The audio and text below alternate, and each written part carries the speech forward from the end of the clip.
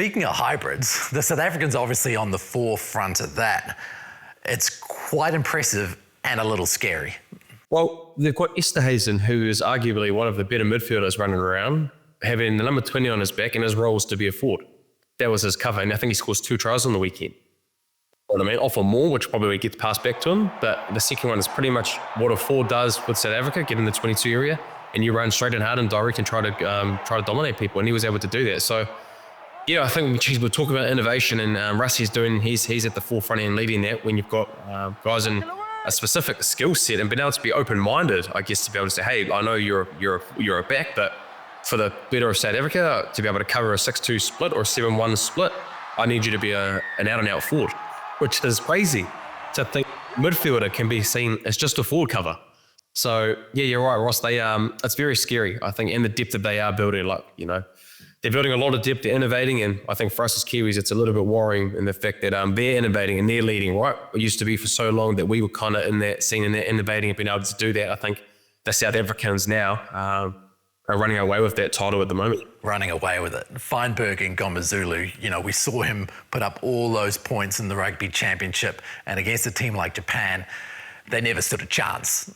And what I have loved, Ross, is they've backed him. You know what I mean? I know there's obviously some certain positions that they love to chop and change in there, but I just think for the better of what his development will be, being able to play test matches and not being able to be in and out. Because even for myself as a player, you'd love to have 3 or 4 in a row to be able to get that continuity, feel good about it, being able to get the feels and not being able to be in and out in your weeks and everything like that. So, yeah, I think for us, the Kiwis, maybe they can go back to not putting him on, because whenever he is on the field, Ross, he's arguably one of the best players in the world, I think.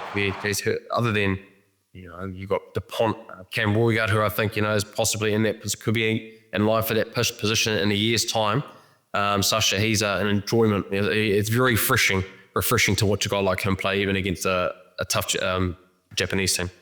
With go forward ball, it's ridiculous. Oh, with a skill set, right? It's not just how fast he is. He's also strong in contact. He'll be able to use his footwork. He can bump off. He can offload. And so he's the full package, Ross. I think, the last time, if you think about a real full package player, you're talking around Dan Carter's. I know Bowden Barrett has played 10 and has been World Player of the Year a couple of times. But I think if you just look at we talked around a couple of weeks ago around, is he already a superstar? Well, he is a superstar, but he could be in that GOAT conversation. He continues to keep playing well for the next 3 or 4 years, wins a World Cup, and is able to put these back-to-back performances for a long period of time. We're obviously talking a lot about the All Blacks and whether they can achieve a Grand Slam, but when you look at the South Africans, they've got France, Italy, Ireland, and Wales. So when you think about New Zealand or South Africa, which team is most likely to come out of this November tour unscathed?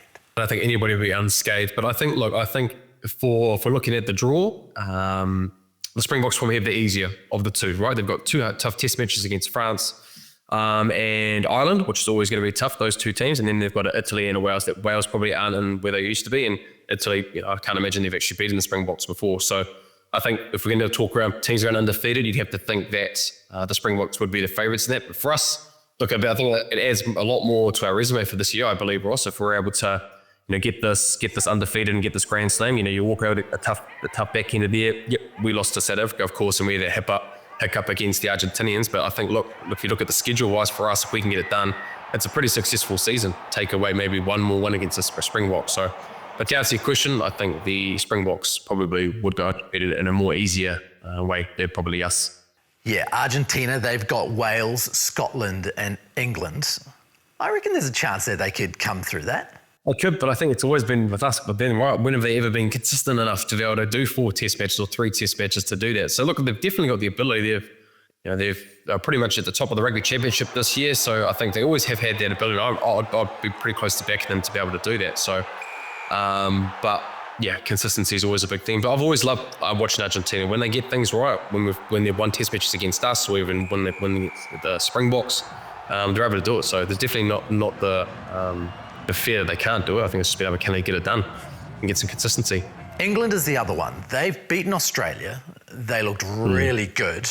They've got Fiji coming up, New Zealand and Argentina. There's definitely a chance they can go unbeaten there. Well, if England beat us, then yeah, absolutely. And they'll probably, got the game against Argentina, which I think will be big. And I think, to be honest, for us, for the Northern Hemisphere, they probably need it a little bit more. I think, there's been this big chat around, probably pre-World Cup that they're in a golden age of Six Nations rugby, which I believe they are, but when it has come to actually trying to beat the Southern Hemisphere teams, they haven't been able to do it. So I guess for that side of the world and that kind of rugby, it's great stuff for the English to beat the Wallabies, but yeah, I think the Northern Hemisphere probably need to get a win ratio than probably a losing ratio, which we're probably seeing in the Northern Hemisphere this time of the year. If France can get up over South Africa, then they've got Fiji and Australia. That Fiji game, that's a little bit of a tough one for France sometimes, isn't it? There's that banana skin, right? I think our team kind of has one. So, yeah, but I think, look, I guess for a lot of these things, also we are talking about, if you get through the one game that you probably need to win, it gives yourself a chance to be able to go undefeated. So, but if I do look at our schedule, ours is probably the toughest, if we're being honest. So I think, like I said, if we're able to get the Grand Slam tour, it doesn't happen that often. I think there's only been a few New Zealand teams that have been able to do that. It'll be a great year. Not a great year, but I think the New Zealand public would be a lot more happier knowing, okay, yes, we didn't get the South African wins, so the series that we wanted, but in India to a Grand Slam, and hopefully some improvements with what we saw in that last 20 minutes. It'd be a pretty happy year, I think, for New Zealand. All right, let's go then with some picks. There's so many games on this weekend. Let's start with Ireland versus Japan. Considering what we saw from the Springboks against Japan, can you see anything but an Ireland victory this weekend? No, and I think Warner Dunes maybe will be not coming out and saying that we're going to dominate the Springbok forward pack. We'll be saying that very quietly this week, I think. That isn't smart.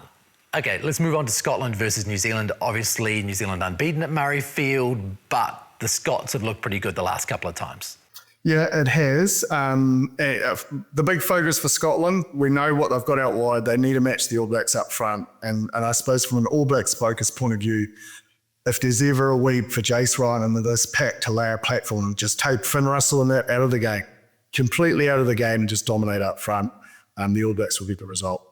Yeah, I'm exactly the same. I think it's pretty hard to get a gauge around the USA team. I think, what it does do, it blows out those cobwebs early doors for some of those players that are going to play the test match. You've got guys that are going to be coming back for this for their first test matches, I guess. But yeah, I think the physicality we'll be messing around them. If we give them good front football, what we've seen over the last 3 or 4 years in the Six Nations or even the Northern Hemisphere tour, when Finn Russell is playing on top of teams, it is very, very difficult to be able to try hold on there. So I can imagine, the 1 to 8 and even the reserves coming on physicality wise, they'll know to get the job done to stop the Finn Russell show. Okay, Italy, Australia.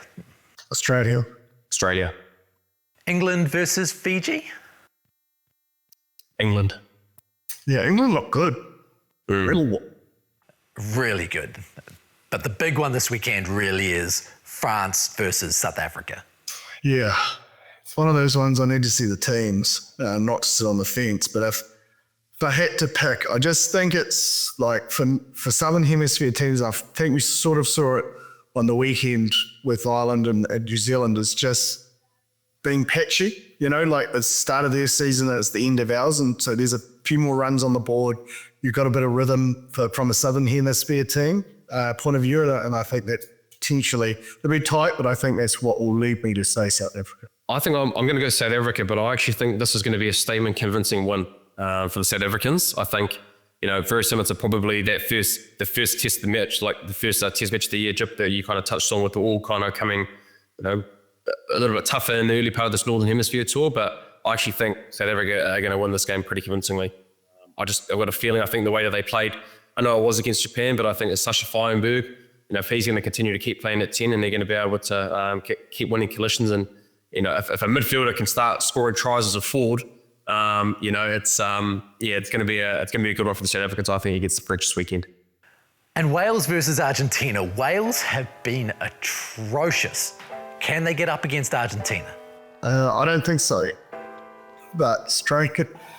Argentina are one of those teams you don't know who's turning up. But no, look, I just have to go. Argentina will be pretty impressive this season.